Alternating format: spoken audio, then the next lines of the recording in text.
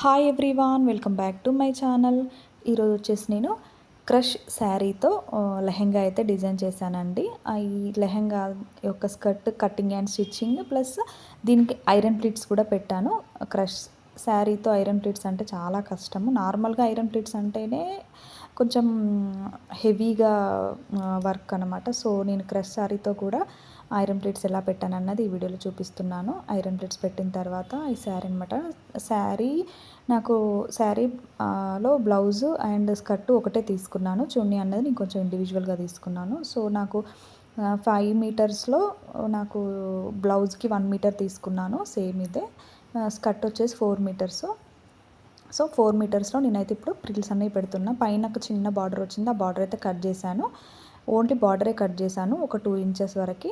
మిగతాదంతా నాకు full length నాకు స్కర్ట్కే సరిపోయింది. సో నేను పైన మళ్ళీ పట్టీ అన్నది ఒక 2 ఇంచెస్ వేస్తాను.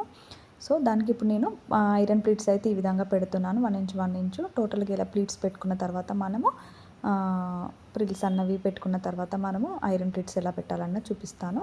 మనకి ఈక్వల్గా వచ్చేలాగా సేమ్ లెంత్లో ఇలాగైతే మనము ఫ్రిల్స్ అయితే పెట్టుకోవాలండి. సో మనకి ఏ శారీ అయినా, కానీ కొంచెం నార్మల్ శారీస్ అయితే అది క్రష్ శారీ అయితే ఏంటంటే అది ఐరన్ హీట్ పెట్టగానే కాలిపోతుందా అవన్నీ మనం చూసుకోవాలి. ఫస్ట్ ఆఫ్ ఆల్ మనం శారీ ఎంత హీట్లో పెడితే శారీ కాలట్లేదు అన్నది కూడా చూసుకోవాలి. మనకు ప్లీట్స్ అంటే ఏంటంటే మనకు ఎక్కువ హీట్ ఉంటేనే ప్లీట్స్ అనేవి పర్ఫెక్ట్గా ఉంటవి. అప్పుడు క్రష్ శారీ అంటే ఏంటంటే అది ఎక్కువ హీట్ను తీసుకోలేదు. సో అందుకే నేను కొంచెం దాన్ని చూసుకుంటూ చాలా జాగ్రత్తగా అయితే చేసుకున్నాను. మీరు కూడా డైరెక్ట్ ఐరన్ పెట్టి చేయకండి.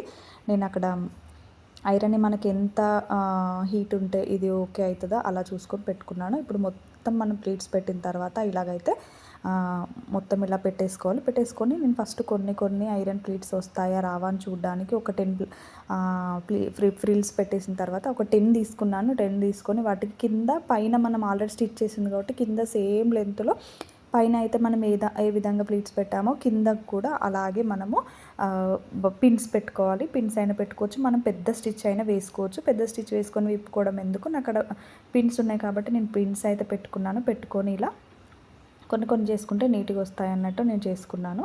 సో ఇలా మనం కొన్ని తీసుకొని వాటిని ఫస్ట్ ఇలా అయితే నీట్గా ఐరన్ చేసేసుకోవాలి. ఒక 2 అవర్స్కి ఎక్కువనే పట్టిందండి. ఇది క్రష్ శారీ అస్సలు అవ్వట్లేదు. ప్లస్ అందులో ఒకటి మనం కింద కూర్చొని ఇలా వంగేసి చేయాలంటే ఫుల్ బ్యాక్ పెయిన్ వచ్చేసింది దీనికి మాత్రం. సో చూసుకొని టేబుల్ లాంటిది ఏదైనా ఉంటే బెటర్ అని నా ఉద్దేశం. కింద అయితే చాలా కష్టమైపోయింది. సో ఇలాగా పైన మొత్తం కంప్లీట్ అయిపోయిన తర్వాత కింద మనకి బార్డర్ ఉంటుంది కదా, అది కొంచెం ప్రెస్ అవ్వడం కష్టము. దాన్ని ఒక 3-4 టైమ్స్ చేయాలి. నేనేం చేశాను పెట్టుకుంటూ తీసుకుంటూ నేను ఇలా అయితే ప్రెస్ చేశాను. సో ఎక్కువ హీట్ పెడితే కాలిపోతుంది, అదే తక్కువ పెడితే మనకి ప్లీట్స్ అన్నీ పర్ఫెక్ట్ రావట్లేవు. అది కూడా చూసుకోండి మీరు. అండ్ నేను అవి ఇప్పుడు పిన్స్ పెట్టాను కదా, ఆ పిన్స్ అన్నవి తీసేసి మళ్ళీ దానిపైన ఉండేది మళ్ళీ ఒకసారి ఇలా ప్రెస్ చేస్తున్నాను. ఇది ఓన్లీ ఒక 25% వరకే నేను పెట్టాను అనమాట ప్లీట్స్. నెక్స్ట్ వచ్చేసి ఇంకా నాకు అంటే తెలిసిపోయింది ఓకే ఇంత హీట్ ఓకే అని తెలిసిపోయింది కాబట్టి నేను ఆ హీట్లోనే ఇంకా మొత్తం అన్నీ క్లియర్గా చూసుకుంటూ 1-2 అని కాకుండా కొన్ని చేసిన తర్వాత ఇంకా మొత్తం మనకు అర్థమైపోతుంది కాబట్టి ఎంత హీట్లో ఎలా చేయొచ్చు అన్నది. సో నేను ఇప్పుడు మళ్ళీ మిగతా వాటికి కూడా కొన్నిటికి పిన్స్ పెట్టుకుంటూ ఇలా ఐరన్ అయితే చేసుకుంటూ వెళ్తున్నాను. ఇలాగ కొంచెం నీట్గా అనుకుంటూ చేసుకోవాలి. దీనికి ఇద్దరు ఉంటే బెటర్ అని నా ఉద్దేశం. ఎందుకంటే పైనుండి ఒకరు గట్టిగా పట్టుకుంటే కిందికి మనకి ఈజీగా వస్తుంది. ఒకరే ఐరన్ చేసుకుంటూ ఒకరే ఇలా ప్లీట్స్ నీట్గా సెట్ చేయాలంటే కొంచెం కష్టం. ఇద్దరు ఉంటే మాత్రం ఈజీగా అయిపోతుంది. సో ఒక 1 అవర్లో అయిపోతుంది. ఇద్దరు ఉంటే ఏంటంటే పైన చూసుకోవాలి, కింద చూసుకోవాలి, ఇలా కష్టం. సో అందుకే ఇద్దరు ఉండాలి ఐరన్ ప్లీట్స్ పెట్టేటప్పుడు కంపల్సరీ. నేను ఏం చేస్తున్నా అంటే ఇప్పుడు మొత్తం టోటల్గా పెట్టేసుకొని తర్వాత నేను ఐరన్ అన్నది చేసేస్తాను. సో ఇలా మనం పైన కింద మొత్తం టోటల్గా ఇలా పైన ఉండేది లెంత్ చూసుకుంటే ఎంత లెంత్ అన్నది కింది వరకు ఇలా ప్లీట్స్ ఈక్వల్ చేసుకుంటూ వచ్చి నేను ఇలా పిన్స్ అయితే పెడుతున్నాను. పిన్స్ పెట్టడం వల్ల ఏంటంటే ఈక్వల్ ప్రిల్ అన్నది ఈక్వల్గా వచ్చేస్తే పైనుండి కిందికి ఈక్వల్గా వచ్చి మనకు అక్కడ పర్ఫెక్ట్ ఫినిషింగ్ అయిపోతుంది. సో అందుకే నేను ఇలా పెట్టుకుంటూ టోటల్ శారీని పెట్టేసి ఒకటేసారి చేద్దాం అన్నట్టు. అలా అయితే చాలా లెంతీ ప్రాసెస్ అవుతుంది. సో అందుకే ఇలా పిన్స్ అయితే పెడుతున్నాను. క్రష్ కాకుండా నార్మల్ అయితే కొంచెం ఈజీయే.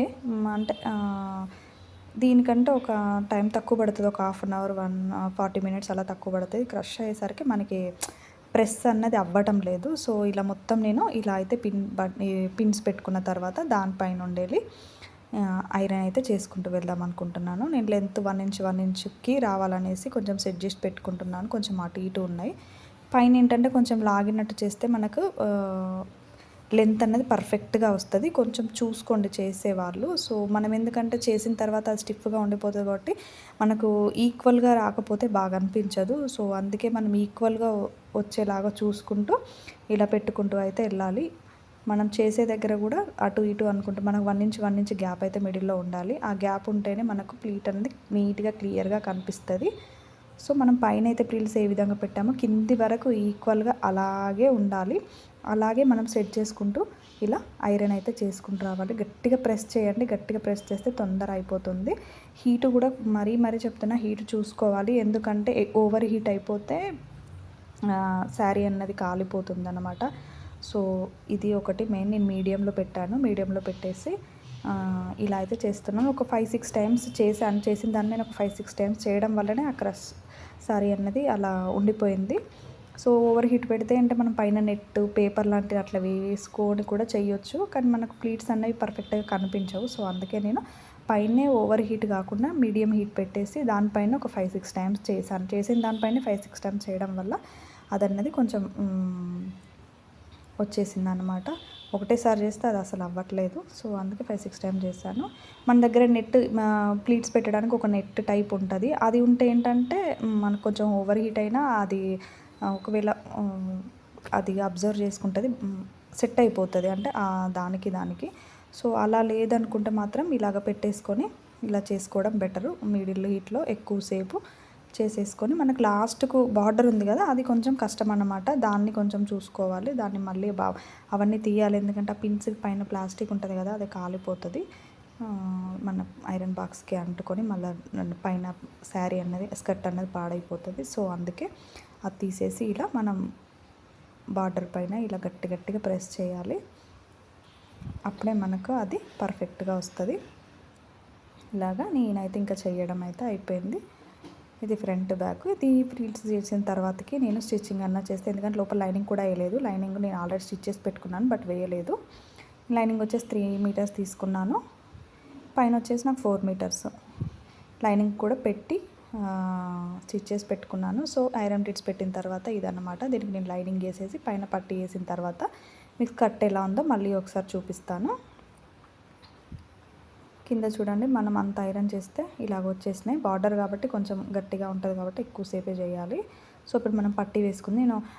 నేను లైనింగ్ క్లాత్ లోపల అటాచ్ చేశాను. ఇప్పుడు ఒక 4 ఇంచెస్ వరకు నేను పట్టి తీసుకుంటున్నాను పైన. నేను బ్లౌజ్లో పైన మిగిలింది నాకు బార్డర్ అన్నది పైకి వచ్చేలాగా నేను స్టిచ్ చేద్దామనేసి పైకి వచ్చేలాగా నేను ఇలా పెట్టి ఒక 1/2 ఇంచు వదిలేసి స్టిచ్ చేస్తున్నాను. లోపలికి ఫోల్డ్ చేయడానికి హెడ్జెస్కి ఫినిషింగ్ ఇచ్చుకుంటున్నాను. ఇలా ఫినిషింగ్ ఇచ్చిన తర్వాత మనము మొత్తం టోటల్గా స్టిచ్ చేసుకొని దాన్ని ఫోల్డ్ చేసి స్టిచ్ చేసేసుకుంటే మనకు పట్టి అన్నది రెడీ అయిపోతే. నేను 4 ఇంచెస్ తీసుకున్నాను కాబట్టి నాకు 1.5-2 ఇంచెస్ వస్తుంది. సో ఇలా మొత్తం టోటల్గా మనం లైనింగ్ అటాచ్ చేసిన తర్వాత పట్టి వేసుకోవాలండి. నాకు లైనింగ్ అటాచ్ చేసే క్లిప్ మిస్ అయింది. సేమ్ ఏం లేదు, లైనింగ్కి కూడా ప్రిల్స్ పెట్టేసి దీనికి స్టిచ్ చేసుకోవడమే. ఇలాగ పట్టి పైనుండి ఇలా స్టిచ్ చేసుకుంటూ రావాలి. చిన్న ఫోల్డ్ చేయండి, ఎందుకంటే మనకేమన్నా థ్రెడ్స్ బయటకు వచ్చే ఉంటే ఏంటంటే అవి లోపలికి వెళ్ళిపోతే బాగుంటుంది. లేకపోతే అవి ఊడిపోతూ ఉంటే మనకు అదన్నది రాదు. సో ఇదైతే మనకు అయిపోయింది. ఇప్పుడు నేను సైడ్స్కి హెడ్జెస్ ఉన్నాయి కదా, హెడ్జెస్ అన్నవి లైనింగ్ ప్లస్ మెయిన్ ఫ్యాబ్రిక్ అయితే ఇలా స్టిచ్ చేసేసుకుంటున్నాను. నేను మళ్ళీ ఒకసారి ప్లీట్స్ పైన ఉండేది ఇప్పుడు ఇటు చేశాను కదా, ఒకసారి పైన ఉండేది నేను ఐరన్ అయితే చేసేస్తాను. ఫైనల్గా వచ్చేసి స్కర్ట్ లుక్ అయితే ఇదండి. ఎలా ఉందో కామెంట్ చేయండి. ప్లీట్స్ మాత్రం ఏమాత్రం పాడవలేదు, ఎందుకంటే అంత గట్టిగా ఐరన్ చేశాము. ఈ స్కర్ట్ ఎలా ఉందో కామెంట్ చేయండి. And thank you for watching. Please do subscribe my channel. Final look వచ్చేసి ఇలా ఉందండి. Thank you for watching.